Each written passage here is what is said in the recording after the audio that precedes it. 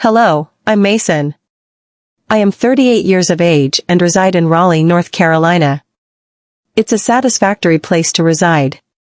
Perfectly sized, neither too large nor too small, ideal for someone like me who seeks harmony between professional and personal life. I have spent almost a decade at the same company. It's a good position, offers a solid salary, and the colleagues are pleasant, yet after all this time, I sensed a desire for something different. A pause, indeed. I made the choice to step back for a bit, a rare move for me lately. The concept was straightforward. Take a short break, rejuvenate, and return prepared to face any challenges the workplace presents. After some contemplation, I concluded that it would be ideal to choose a location that isn't too distant, yet far enough to genuinely unplug. I decided to reserve a few nights at a hotel in the nearby state of South Carolina. It may have been a modest escape, yet it seemed to be precisely what I was yearning for. The hotel was satisfactory, not overly extravagant, yet it possessed a serene, understated atmosphere that created a genuine sense of escape. I settled in, unpacked my things, and chose to relax for a while. The room offered a pleasant view of the town, nothing extraordinary, yet it exuded a sense of tranquility. For the first time in ages, I found myself able to genuinely unwind. That evening, following a leisurely afternoon spent in relaxation, I made the choice to venture down to the hotel bar. Nothing too fancy, just looking to enjoy a drink and relax. I had no plans in place, and I wasn't anticipating anything unusual. A couple of drinks, perhaps some serene observation of others, and a moment to gather my thoughts. The bar exuded a warm, inviting glow, its atmosphere intimate and largely unoccupied. A handful of individuals were dispersed, yet nothing truly captured attention. I took a seat at the bar, requested a beer, and allowed myself to immerse in the ambience. At that moment, my mind was quiet, filled only with the soft murmur of voices nearby and the steady drone of the television playing in the background. However, I became aware of her presence. Initially, she seemed like just another face in the crowd, yet there was something about her that resonated with a sense of familiarity. At first, I couldn't pinpoint it, but there was an intriguing quality in the way she held herself, the way her gaze swept across the room, that caused me to hesitate. And then it dawned on me. It was Charlotte. Charlotte was the spouse of my superior, Mr. Douglas. She was not someone I had engaged with significantly beyond company events, and even in those instances, our exchanges were limited to brief, courteous small talk. Yet here she sat at the bar, casually dressed yet exuding that unmistakable air of sophistication I had always linked to her. I must admit, I was somewhat taken aback. Honestly, what were the odds of encountering her here, in a totally different state? I attempt to avert my gaze, yet I must have failed miserably, as she caught sight of me almost at once. She glanced my way for a brief instant, a flicker of familiarity lighting up her gaze, and then she beamed and approached me. "Hello, Mason, is that correct?" She spoke, her tone gentle yet assured. "Indeed, that's who I am," I remarked, somewhat clumsily. "I didn't anticipate encountering you in this place." She chuckled gently, taking a seat beside me. "The same could be said of you. What brings you to this place?" I found it challenging to respond without it seeming like I was avoiding my responsibilities. I simply required a brief respite. I finally spoke up. I decided to seek a different backdrop for a few days. Nothing overly extravagant. She nodded, and we slipped into a comfortable dialogue. I was taken aback by the ease with which I conversed with her. Initially, our conversation was light and casual, but as the night unfolded, we found ourselves delving into a wide range of topics. Tasks, existence, and a handful of private matters. She was unexpectedly candid, and I discovered I was revealing things I typically keep to myself. It seemed as if our friendship had spanned a lifetime. This marked the first genuine conversation we had.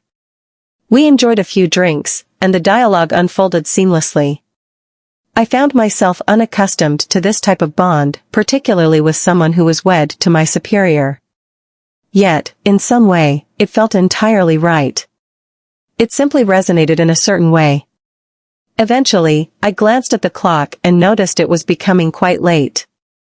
I began to rise, intending to return to my room, when Charlotte caught me off guard once more. "What room are you currently in?" she inquired, her tone nonchalant, yet I sensed an underlying depth to her words. Room 407, I replied, slightly taken aback by the inquiry. She offered a warm smile and gave a gentle nod. "Have a great evening, Mason. It was a pleasure conversing with you." I bid farewell and returned to my room, yet the entire night seemed altered. An unsettling sensation lingered within me, hinting that something out of the ordinary had transpired, even if it was nothing of great significance. Yet, I found myself pondering whether I was overanalyzing this situation or if there was a deeper significance to it all. I returned to my room after bidding farewell to Charlotte, still somewhat unsettled by the effortless bond we had formed. It felt quite unusual to engage in such a smooth conversation with her, especially since my only connection to her was as my boss's wife. Yet, there was an authenticity about her, and the dialogue flowed effortlessly. Just that, and nothing beyond. I dismissed it, believing perhaps I was merely overanalyzing the situation. I settled into bed, anticipating nothing out of the ordinary.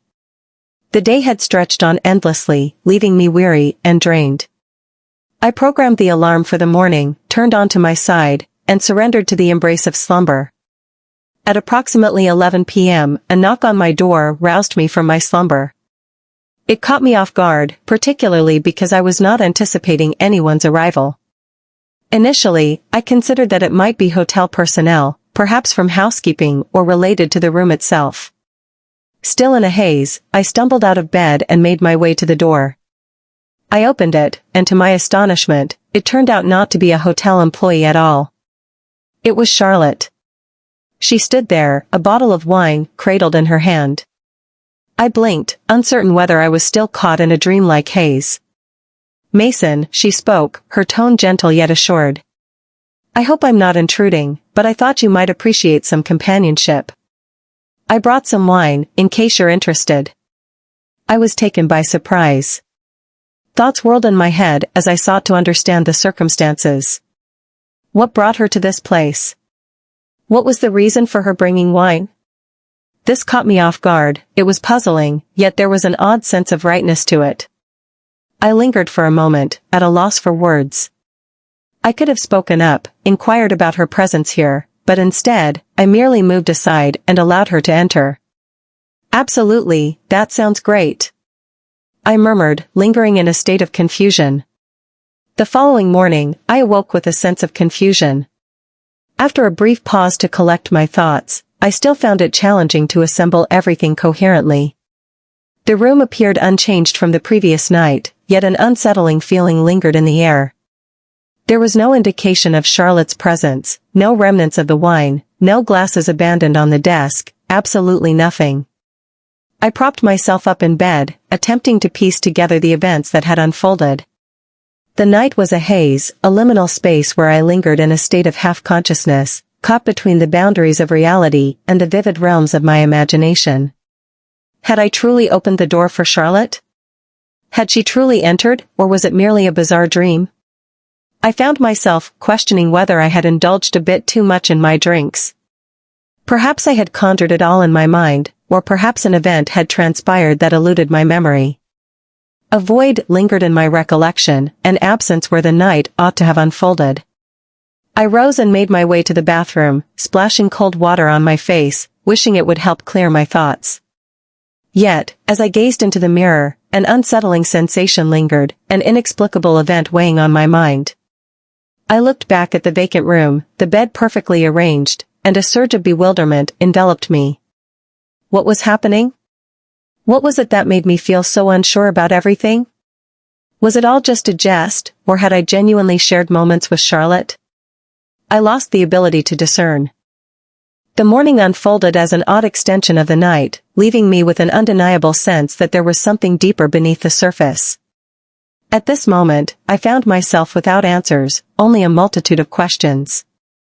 I found myself in the center of the room, thoughts swirling, attempting to unravel the events of the previous night. It all seemed like a strange, dreamlike experience.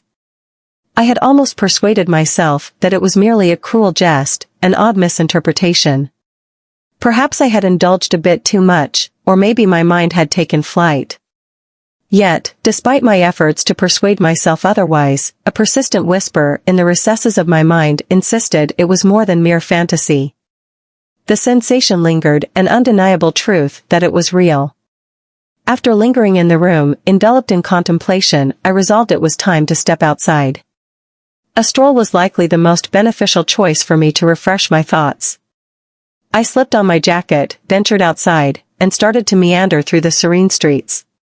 The crisp air brushed against my skin, offering a refreshing pause for my thoughts. I make an effort to avoid lingering on past events. I preferred to avoid thoughts of Charlotte, her unexpected arrival at my door, and the swirling confusion within me. I simply had to concentrate on the here and now. As I strolled, I endeavored to absorb the vibrant scenes of the city. The streets bustled with activity, as individuals engaged in their evening rituals, yet an underlying tranquility permeated the scene. It seemed like a refreshing break from the tumultuous thoughts racing through my mind.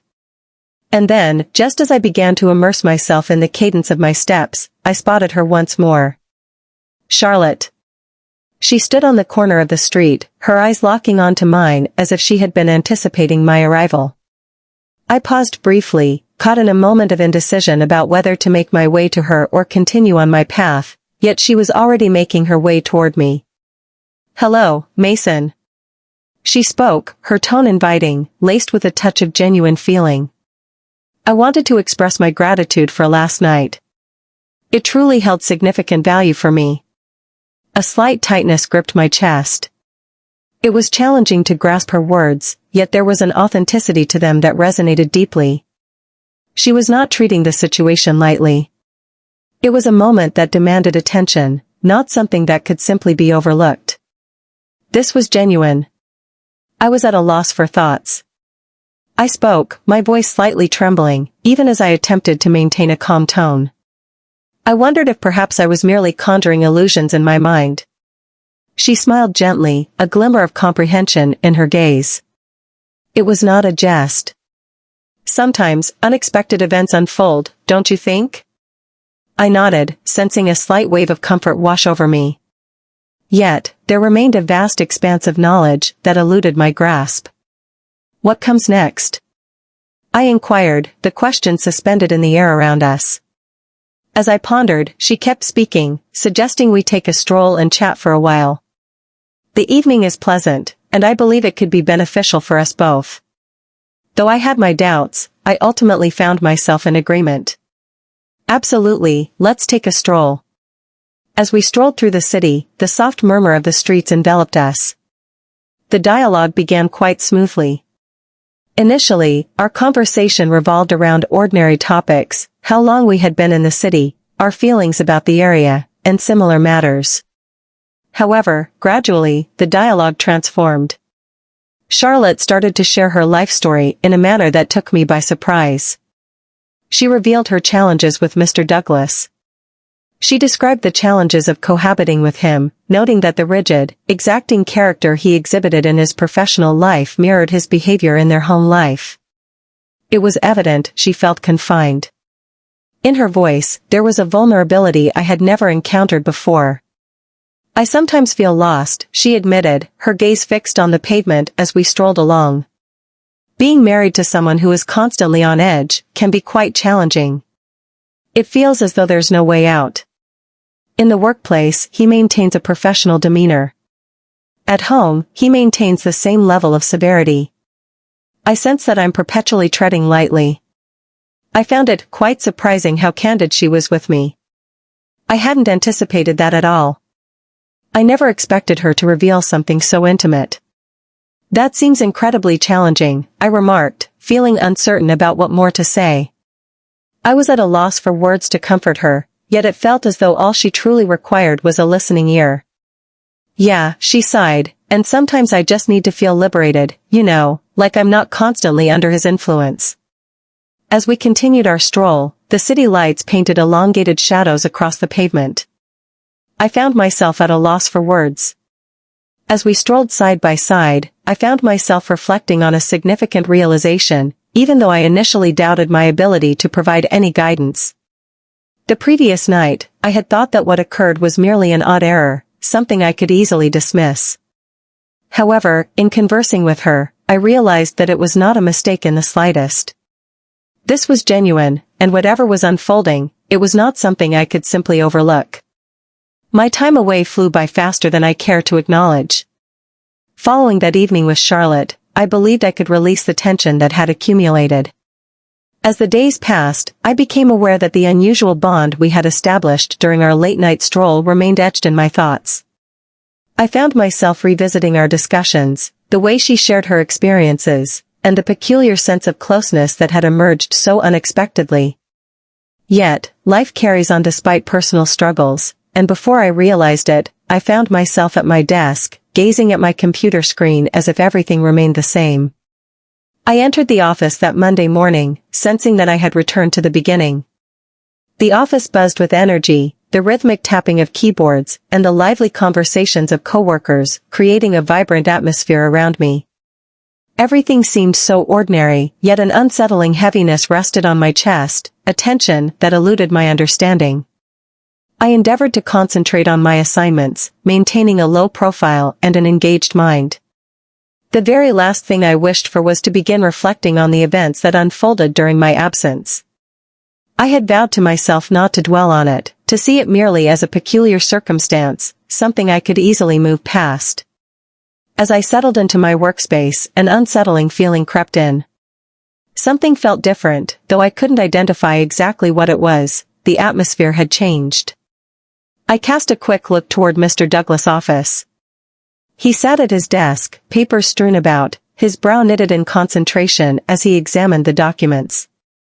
Yet, it was more than merely his typical serious expression. There was an additional presence, something deeper, more concentrated on my being.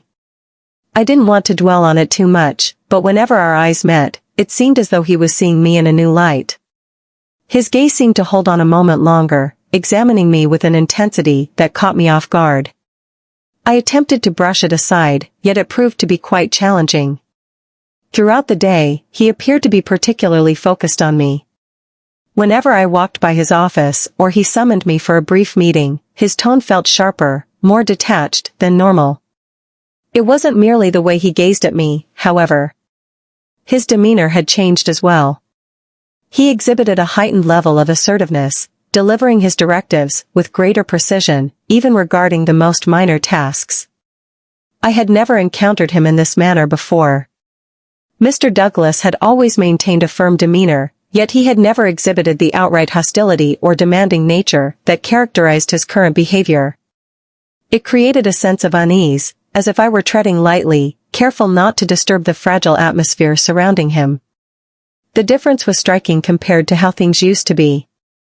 I had always respected Mr. Douglas for his professionalism, but now there was an unsettling quality to the way he conducted himself.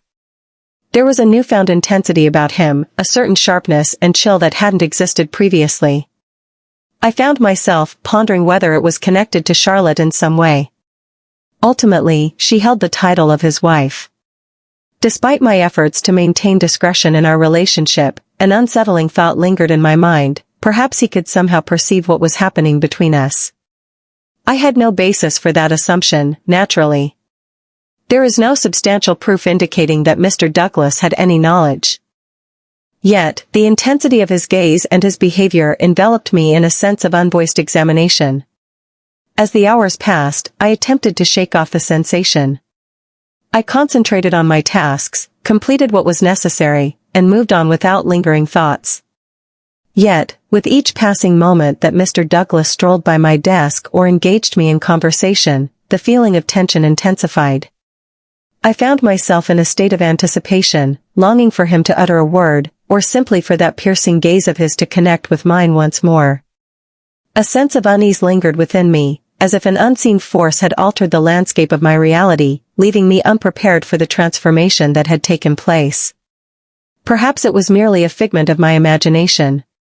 Perhaps I was simply overanalyzing the situation. Yet, beneath the surface, I understood that whatever was unfolding couldn't be brushed aside so easily. The ambience had shifted, and I could no longer pretend that everything was as it once was. There was an unmistakable shift, and I found myself uncertain of the path ahead. It was merely a typical day at the office, until the moment I received the email from Mr. Douglas. His message was succinct: "Come to my office." Without elaboration or background. Initially, it didn't seem significant to me. Perhaps it was merely related to a report or something concerning the project I was engaged in. As I made my way down the hall toward his office, that familiar knot in my stomach began to tighten. There was an unsettling feeling, a sense that something was amiss. Upon knocking and stepping into the office, I was instantly captivated by the ambience. Mr. Douglas sat behind his desk, his expression more frigid than I had ever witnessed. There stood Charlotte beside him, her face a canvas of paleness yet filled with resolve. "Please have a seat, Mason," Mr. Douglas stated, his tone cutting through the air. For a brief moment, I paused, uncertain of the unfolding situation, yet I took a seat opposite him. Charlotte remained silent. She remained there, arms folded, observing me as if I were an unwelcome guest. "Are you aware of the reason for your presence here?" Mr. Douglas inquired, leaning in, his fingers drumming steadily on the desk. I shook my head, attempting to unravel the situation, yet it remained incomprehensible. I had maintained a sense of silence. I had made every effort to conduct myself with professionalism, despite the fact that my situation with Charlotte was undeniably complex. Charlotte finally found her voice, quivering yet resolute. "I shared it all with him, Mason. I could no longer hold this in." My stomach sank. "All things." I echoed her words, fully aware of their meaning. "What is the reason?" Her words were almost beyond my grasp. "I had no choice, Mason. I couldn't allow this to continue." Not considering what was on the line. She spoke, her eyes fixed intently on me. I could perceive the tumultuous feelings dancing in her gaze. Shame, resolve, perhaps even a hint of something more sinister. Yet, it held no significance at this point. She had firmly resolved her course of action. Mr. Douglas was efficient with his time. His voice became more abrasive. "I ought to have let you go immediately when I discovered the truth," he remarked. "Yet, I've offered you an opportunity. Your work here is complete. This city is no longer your workplace. Refrain from considering applications to any other company within the state. Your work is complete." His words struck me with the force of a blow to the stomach. For a moment, I felt as though the air had been stolen from my lungs, the gravity of his words pressing down on me. I had recently lost my job, and not just any job, but one I had put in so much effort to obtain. The thought of never encountering anything quite like it again in this city, in this field, was truly daunting. However, the most unfortunate aspect? I found myself at a loss for words. I found myself at a loss for what to do next. I found myself at a loss for words. In that instant, I realized the enormity of my error, a colossal blunder, and it seemed as if my entire existence had shattered around me. I felt the urge to stand up for myself, to articulate my side, yet deep down, I understood it would be futile. The harm had been inflicted. Mr. Douglas waved me off with a frosty nod. "Gather your belongings and depart."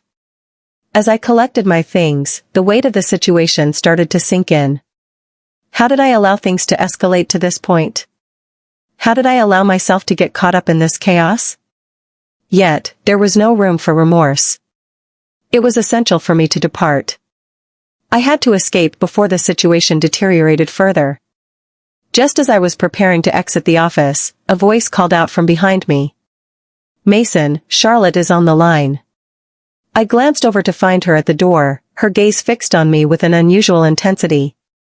"I would like to have a conversation with you." A wave of anger and frustration rose within me. "Is there anything else to discuss, Charlotte?" I exclaimed, my voice quivering with feeling. "Everything has already been ruined." She moved in, her voice dropping to a whisper to ensure Mr. Douglas remained unaware. I accomplished this for us, Mason. I had to ensure that we could embrace freedom, that you would no longer feel confined. I hoped you would have an opportunity. I couldn't believe what I was seeing. An opportunity? Did you really believe this was your opportunity? You have destroyed it all. She gazed at me, her expression tinged with regret, yet there lingered a sense of finality in her words. I apologize. I believed it was the sole path, yet now you are liberated. No more need for concealment. Anger surged within me, intertwined with a profound sense of betrayal. I have no desire to encounter you again, Charlotte. Never again. You have crossed the line. Farewell. I didn't wait for her reply, I simply turned and exited the office. Stepping out of the building, I found my thoughts swirling in a chaotic mix of confusion and disbelief. What had I just lost? What am I meant to do now? The future appeared ambiguous, and the repercussions of my choices were overwhelming me simultaneously. Yet, it was evident that I stood solitary in this endeavor. I've dedicated the past few days to unraveling everything that's transpired, yet the deeper I delve into it, the clearer it becomes that none of it truly adds up. I find myself revisiting the same moments, attempting to discern where everything took a turn for the worse. Yet, despite countless mental reruns, the answer remains just out of reach. What prompted Charlotte to take this action? What made her destroy everything for me? Isn't it peculiar? How can a person be so intertwined in your life, so vividly present, yet in an instant, transform everything into chaos? I often find myself reminiscing about the time before everything changed, how her smile would light up my world, and how our conversations felt like an intimate exchange meant for just us. I had believed it was merely something innocent, something that seemed right in that moment. She appeared to be someone who truly grasped my essence, as if she recognized me for who I am without any judgment. What I once believed to be genuine now seems like a harsh trick, leaving me to ponder, why? What prompted her to take this action? Could it have been nothing more than a clever ruse? Was I being manipulated from the very beginning? Or could it have been something completely different? I'm struggling to find a solution. It's akin to assembling a jigsaw with a significant number of pieces absent. The most challenging aspect is realizing that she was the one who revealed everything to Mr. Douglas. That's what truly bothers me. She possessed every opportunity to halt, to retreat, to maintain silence, yet she opted to confide in him. She had the power to allow me to retain my position. She might have allowed me to navigate things independently. Yet she chose not to. What is the reason? I find myself pondering repeatedly. What did she acquire from this? Could this have been a warped effort to liberate herself? To evoke in me the same void she experienced? I'm uncertain. And that is the issue at hand. The uncertainty. The doubt that gnaws at my mind. As I walked out of that office for the final time, I believed my feelings were rooted in anger towards her. Yet at this moment, all I sense is bewilderment. Frustration ebbs and flows, yet it's the uncertainty that lingers. She claimed it was for us, for an opportunity. But what opportunity was she referring to? I believed we were both merely navigating through a challenging circumstance. I believed we shared a unique connection, but it has become evident that I was mistaken. She was engaged in an entirely different game, and I was completely blindsided by it. The words she spoke during our last conversation linger in my mind. I accomplished this for our sake. What does that actually signify? Was it concerning her? Was it concerning me? Or could it have been about something completely different? There's something that puzzles me. I'm uncertain. I'm uncertain about her motivations for that action. I'm unsure of what she believed she would achieve. I can't quite understand why it had to conclude like this. I have made attempts to progress forward. To come to terms with the end. Yet, whenever I shut my eyes, her face continues to haunt me. The intensity in her gaze as she revealed it all to me. Her confidence radiated with such certainty. So certain that her actions were justified. It feels as though she had a premonition of the events to come. It felt as though she had intricately plotted every detail in her mind, while I was merely a piece in her game. But why am I the one? Why did she have to pull me into her chaos? Why couldn't she simply walk away and exclude me from it? I find myself without the answers, and I'm beginning to accept that perhaps they will always elude me. Perhaps a definitive explanation eludes us.